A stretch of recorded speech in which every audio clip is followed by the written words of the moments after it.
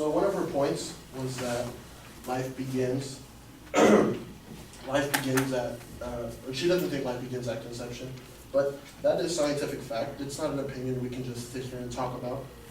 It's an actual zygote with human DNA, very specific to that baby. You know, it's like your fingerprint. There's not two duplicates of that fingerprint. And she says that during the procedure, the baby will not feel pain. However, the spinal reflex is developed by 8 weeks gestation. So the baby will feel pain during the procedure because the baby has arms and legs developed. And also, you know, the baby,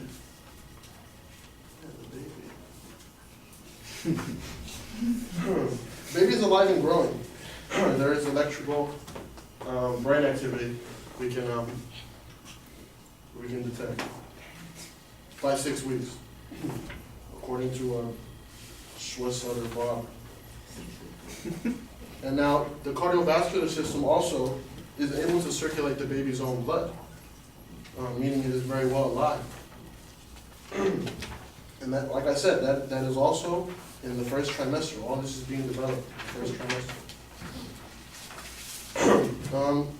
Although the child might be small and less developed, he or she, I don't want to pick his gender, but it's still a person, just slightly more dependent and fragile.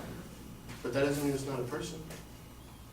So, you know, just that.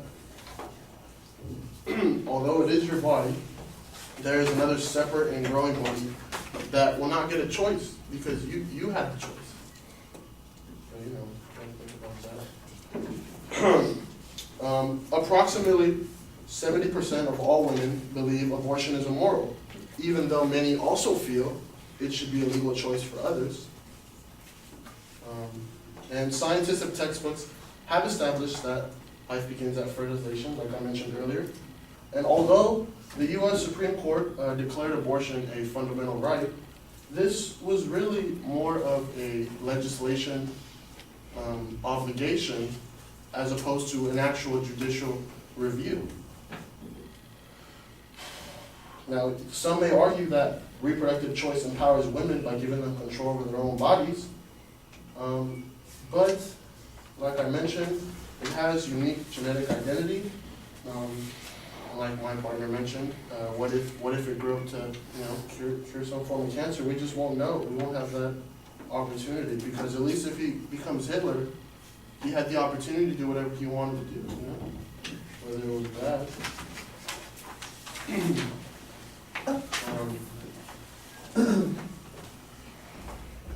Now, the Federal Unborn Victim of Violence Act was also passed, and that states that an unborn child is a member of the species Homo sapiens. So it is a human. And sometimes people have abortions because they choose to not bring fetuses with profound abnormalities to the world. But the Americans with Disabilities Act of 1990 provides civil rights protections to people born with disabilities so that they can lead fulfilling lives as well.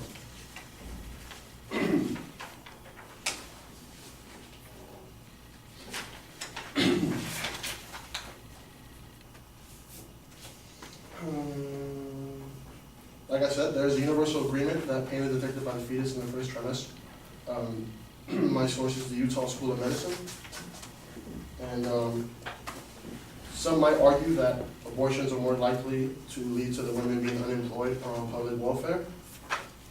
And that's just not true.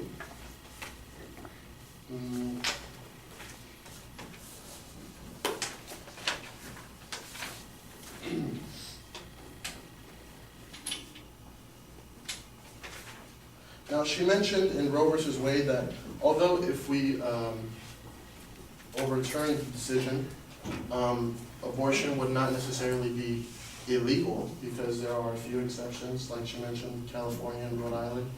But prior to Roe versus Wade, the vast majority of states had some kind of ban or prohibition on abortion.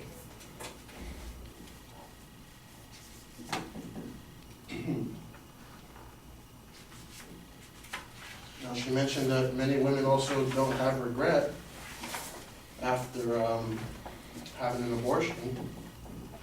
However, a 2002 peer-reviewed study published by the Southern Medical Journal of more than 173,000 American women found that women who aborted were 154% more likely to commit suicide than someone who carried it to full term. Now, she mentioned maybe the baby shouldn't come into a world where it might be unwanted, but the number of U.S. infant adoptions dropped from about 90,000 to 18,000 in 2007, even though there are 2.6 million American women trying to adopt children as of 2002, according to the U.S. Department of Health and Human Services.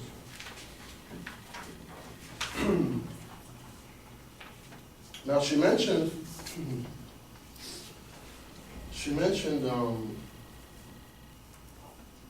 a lot about women, but sometimes I feel we should look at the other side, like the men.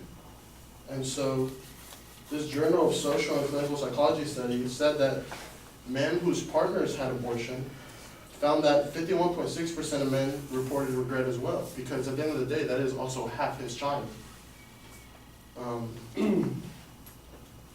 And so 45.2% felt sadness, and 25.8% experienced depression. So the psychological stress, economic stress, and physical stress not only affects the women, but also the men.